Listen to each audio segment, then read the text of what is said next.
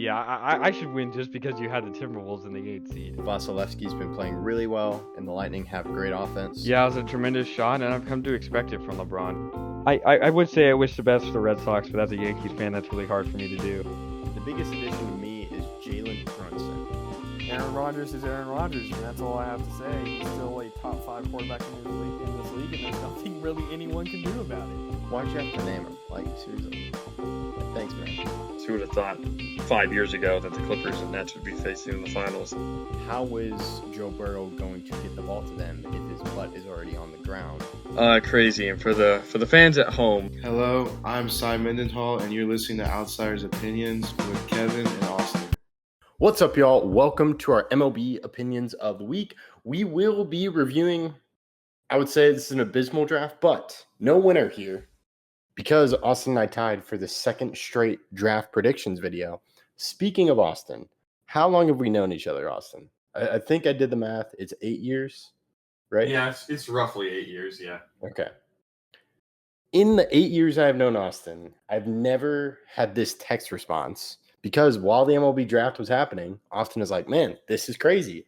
And I was driving and traveling, long distance driving. I'm like, oh, I can't see what happened. And instead of telling me what happened, that Eli Willits went number one, Austin's like, I don't know, man. You'll figure it out when you look at your phone. I'm like, thanks. Never had I had that. It was I was just shocked. I was like, oh, I've never had Austin tell me. You'll find out. I probably wouldn't have texted you after the first pick if the second pick was a little bit more normal. But once the second pick wasn't Cade Anderson and it was, Tyler Bremner, it was, yeah, I had Bremner going 19 or something like that. So let me see, where did I actually have him going? Yeah, I was right. I had him going at 19, so we were not close. I had Eli Willits at 5 and Tyler Bremner at 19, and they were your first and second pick. Yeah, that was really interesting. I read about how the Nationals selected him, and it was reported it came down to him, Ethan Holiday, and then it was between left-hander Cade Anderson, who didn't even go number 2. And we were like, okay, if Cade Anderson falls to number 2, he'll go to the Angels. But the Angels actually selected Tyler Bremner, who as I look it over, I had him at 16 going to the Twins. Yeah, so it's him at 19. So we were both way off. Yeah, and then you got to think about the Mariners, who are already stacked with. They're not only stacked with pitching talent. I believe the Mariners are one of those teams that can develop pitching talent. That is completely true. We saw that with Brian Wu. Brian Wu was not supposed to be as good as he is, and the Mariners' rotation is about to be extremely, extremely scary. I mean, it's already scary as is, but Cade Anderson could be in the league as soon as next year, in my opinion, because of how talented he is. And I mean, we're just seeing Seattle. They're in a playoff spot right now, and obviously they have Kyle Raleigh, but they've been a pitching team, a defensive team, and I mean, between Brian Wu and Logan Gilbert and Luis Castillo, I mean, their pitching is extremely, extremely talented, and adding a guy of Cade Anderson's caliber, it's scary for everyone else. Yeah, and that's really funny because if you think about it, an AL West team at number 3 selecting an LSU star that no one expected to get to number 3. I'm referring to the Wyatt Langford going to the Rangers at 3. And now you have it with the Mariners at 3. And yeah, that's really just my thing is that with the Angels pick, they decided that they would rather face Cade Anderson a lot than have him because they're giving him to the divisional rival. So that's how strongly you felt that Bremner was the right pick. And I know why they do it. It's money. It's for later on in the draft. They can make some more splashy picks. But I don't really understand it. But again, these guys have yet to play in the majors. None of these guys have. So we can be proven completely wrong by Bremner and the Angels by this pick. Yeah, but it's a great point. I don't think the money would be too much because they're both college pitchers. So it's less risky than a high school pitcher or a high school player. But yeah, the Angels did decide we would rather see Cade Anderson than see Bremner, and would rather have Bremner than Anderson. So yeah, very interested to see in a few years what these players look like. Because if Anderson called up quicker, but Bremner turns out to have the better career, then you would say go to the Angels. But given the Angels' trajectory and kind of what their front office has done and lack thereof, is skeptical compared to the Mariners. Yeah, that's completely true. It's going to be a wait and see kind of moment, but I was extremely shocked. We can move on. Yeah, I was extremely shocked when I read it too. But then I saw Ethan Holiday went to number 4, which is a pick I had, and yeah, we'll just have to see what it is. Hopefully, the Rockies. We'll just see how their draft goes.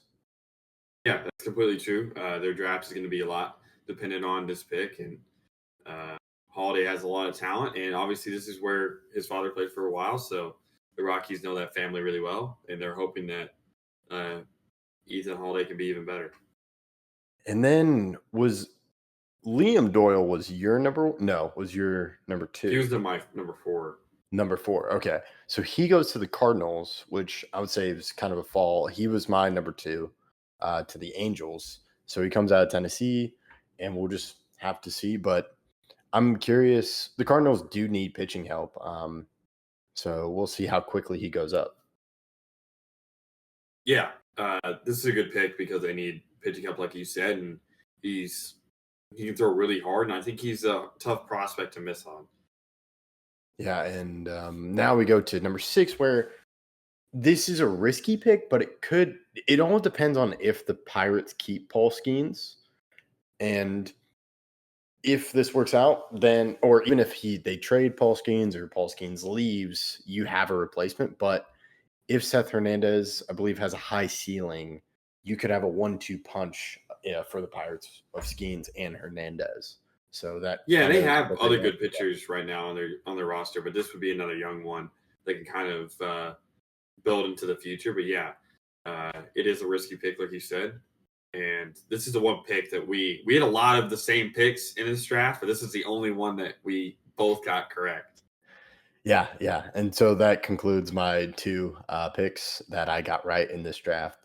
Now we go to the Marlins, going Ava Arquette, shortstop, at number 7. Yeah, I had Arquette at 3, so he fell a little bit. But I'm not surprised they took a shortstop. I had them taking a shortstop. Shortstops are, usually speaking, the best athletes in the class. They're either that or center fielders, one of the two. But there's more shortstops to get taken high. And they needed a hitter. So that's why they went this direction. Yeah, and it doesn't hurt to take a shortstop because of from most of them are athletes, as you mentioned. Now we go to JoJo Parker, who's a right-handed pitcher, selected 8. He actually wasn't in my first round. Who? JoJo Parker. JoJo. Are you sure that? Wait. He's on US. Yeah, it lists it on USA Today as JoJo Parker. Oh, is he? I thought was he a shortstop? Well, one second. My computer's. You're good. I can. But yeah, you can look it up real quick. Okay, that's weird. It says he's a prep shortstop. USA Today listed him as a pitcher. Huh. Yeah, I thought he was a shortstop. I had him listed as a shortstop. Yeah, I thought he was, and then I read it. Huh. Yeah, so they went shortstop, but JoJo Parker is someone that I didn't expect the Blue Jays to select.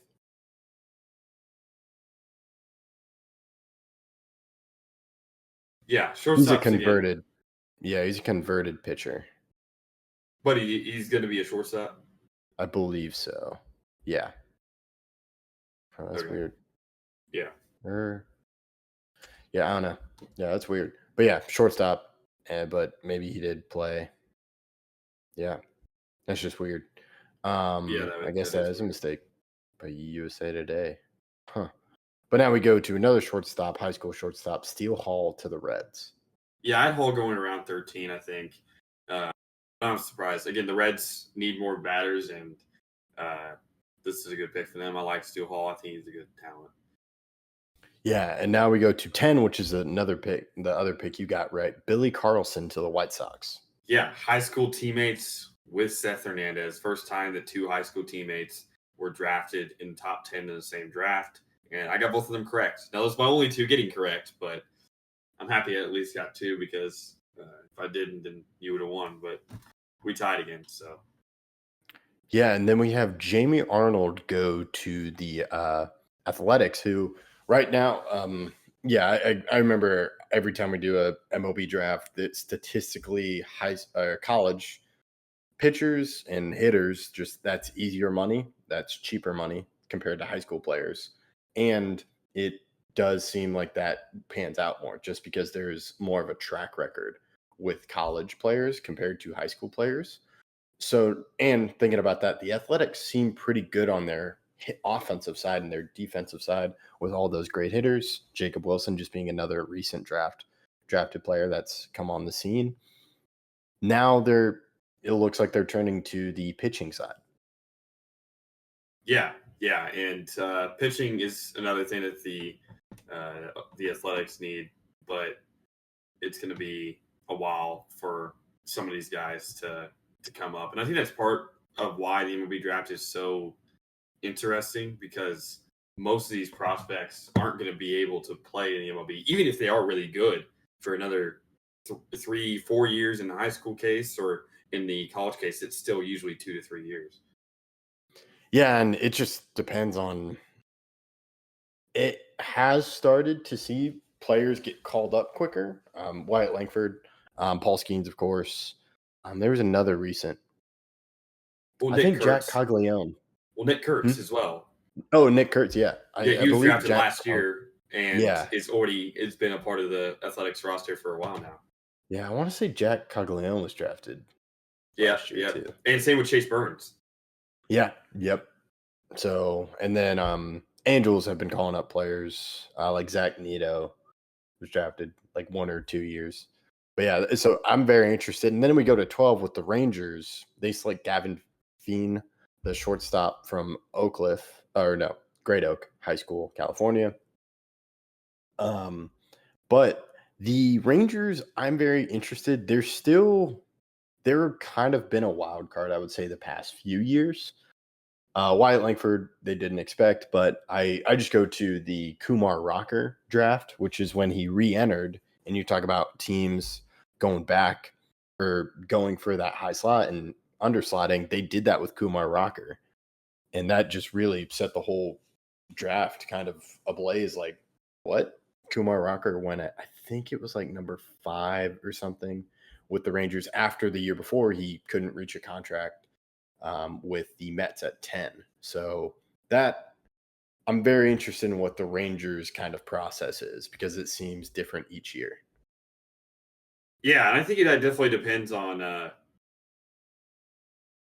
also like where the team stands. I think with Wyatt Langford, that was an easy pick, obviously, but I think you got to project, because of the Rangers are on the older side with some of their position players, so you do have to prepare for the future, and I think that's why they took the pick they did. Yeah, and I think they are pretty shallow at shortstop. Of course, you have Sebastian Walcott, but I don't know what happens with him if he moves to third to get on the roster quicker. But they're just great athletes, so you can see what Feen does. And then you go to the Giants going shortstop. Gavin Kylan, when I saw this, I was like, dang, you and I both have him at 15, so he still would have tied, but it would have been cool if the Red Sox get Kylan again, the shortstop from Tennessee. Yeah, that would have been cool, but this is still a good pick. And the Red Sox have been moving up in the standings really quickly. They've won 10 straight, so they're trying to ride that hot hand to the draft as well. Yeah, and then we go to the Rays. They go high school shortstop, and they're really a developmental team. So I'm interested in what Daniel Pierce looks like in a few years. Yeah, Daniel Pierce should be a good player, and he's the guy I had going a little bit higher than this, so I was kind of shocked when he fell to this point. But still, I think that it'll be a good pick for them. Next pick was Kyson Witherspoon to the Red Sox. I had him higher than this, and the Red Sox, they just need a lot of young guys, but they do need help on the pitching side, and they got Kyson Witherspoon. I think every team can use another pitcher. I think pitching is kind of like a lineman. Hitting's a little bit different because there's a lot of guys who go with hitting wise, either college or otherwise. But pitching, you can't have too many good pitchers. I think that's the reason why. I mean, obviously Seattle was always going to take Cade Anderson, but now that they, I mean, for the Red Sox example, they have a good bit of starting pitching, but it's going to be more dependent on, again, what they think about the prospect, and it is a positional need. Yeah, that's a great point. And yeah, pitchers are really like linemen, and it's just even to a higher level in the MLB because you can tell just not good pitching that hurts a lot of teams. And just think about the 2019 Nationals, that pitching really propelled them to win that championship. Yeah, that's true, but you do need guys like Juan Soto. Yeah, that's true. Yeah. That does help as well. Then you go to Marique Houston, shortstop for the Twins from Wake Forest. Yeah, like I said, if he didn't go to the Athletics, this is where I thought he wouldn't go in the top 15, and he didn't. But he's still a very good prospect, and I think the Twins are getting a good one here. And then the Cubs go Ethan Conrad, also from Wake Forest, and an outfielder. I don't believe we had him in either of their first rounds. No, I did not have him in my first round. Yeah, I'm trying to see if he's where he was rated. Yeah, I can't see. But next you go to Kason Cunningham going to the Diamondbacks, shortstop out of high school. And yeah, I know. I feel like the Diamondbacks are pretty set at shortstop, but they could always use infielders. Well, yeah, and I think a big part of it's also that, I mean, they have a lot of players that can play shortstop, but that's true with almost. I mean, we talked during our draft predictions video regarding the Padres and how they have had so many shortstops move positions and all that, but I think the Diamondbacks are trying to move in a similar direction. Perdomo's playing really well. They have Cattell, obviously, and they obviously have Jordan Lawler, but I don't think they're dependent on necessarily, again, position. It's the tools. Can they play other positions? Can they do this? Can they do that?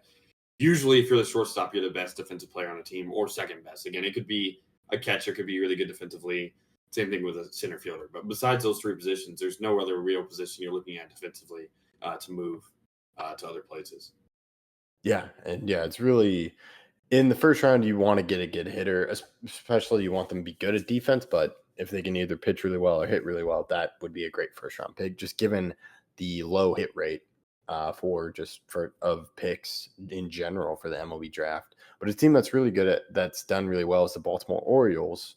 Ike Irish selected out of Auburn, the catcher/outfielder. Yeah, catcher/outfielder is really interesting to me because I'm like, are you actually going to play both, or is it more you're just going to play one or the other? And I think he'll probably be a catcher. Normally, when I see catcher listed, that's the position they end up being, but that's not always true. Yeah, I'm trying to think. I believe he did move back to catcher. It's the Royals, of course, backup catcher. No, I guess he's not. Says Freddie Furman is the catcher. It's listed quickly on Google. Well, I guess like in Ben Rice example, Ben Rice was a catcher for the Yankees, and now he's played a little bit of first base. But Ben Rice is still, like, if we didn't have Austin Wells, he would be our catcher, in my opinion. Like, that's who I think we would have. So it's more systematic, I guess, based on whether or not you have a good catcher in place. But if you do, then they'll move. But that's only if they're good enough in those other positions to actually be there. Yeah, I actually can't find the guy I'm thinking of. He may no longer be on the Royals. It was a young, like, top prospect, too. He was catcher, but was going to play some outfielder. I think also Darton Varsho was catcher outfielder, and I think he stuck back to catcher. He's actually an outfielder, so I was wrong on that. Yeah, but he can play. He can play both. Yeah. But usually you want to go catcher because that's harder to get than an outfielder. Sure. But Especially now we go to defensive. good one. Yeah, good defensive catcher. Compared to an outfielder, you could put him in left field and don't have to worry too much defensively about that. But now we can move on to 20 with the Brewers selecting Andrew Fisher. He's listed as a third base, but I've just read that it's really his bat, and that's something to where Brewers are another team that really can develop pitching, but they do need help on the hitting sometimes. Yeah, and when you have a really good hit tool, you're going to be drafted no matter what position you play. It's just with the shortstops, they're more common to be taken because they have so much positional versatility, and that is extremely important in today's game. Yeah, and if you're not great at shortstop, you can go to third, you could go to center field, or just second base. But yeah, speaking of shortstop, the Astros went shortstop, high school shortstop. I was not expecting this from the Astros for this position. Again, I think it's the hit tool. I think they're more inclined to go with a guy that is going to help them hitting because they do have a good pitching staff right now. Yeah. And then you have the Braves go Tate Southesine, shortstop from high school.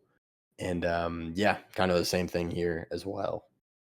Yeah, and these high school shortstops, if you don't take them earlier than they probably would be going if there was a standard draft and everyone was going to go to their team they were drafted to, then they wouldn't go to the team, right? Because they have the ability still to go to college and if they want to get their draft slot higher. So I think most of these high school shortstops that are taken at the end of the first round are taken there because they want to make sure that they get their guy now instead of another team potentially getting them next year or the year after. Yeah, that's a great point. That is another element of the MLB draft that compared to other drafts. Now you go to Sean Gamble, outfielder from IMG Academy, going to the Royals. Yep. IMG Academy has been notoriously good for producing top talent in a lot of sports, and they got another one here. Yeah, some of them currently outfielder James Wood, but Ian Desmond, Adam Dunn, Josh Hamilton are others. Andrew McCutcheon as well, just outfielders from IMG Academy. Now we go to the Tigers going high school shortstop, Jordan Yost. Yeah, this is another guy I did not have in my first round. But again, like I said, you're taking these guys based on their potential, but also the fact that you're going to be able to take them now and not let another team take them in the next couple of years after they go to college. Yeah. Just making sure my previous, Andrew McCutcheon, high school, making sure that's correct. But now we go on to the next one. We have San Diego Padres. This one, we were just a few picks off. Cruz Schoolcraft, selected by the Padres.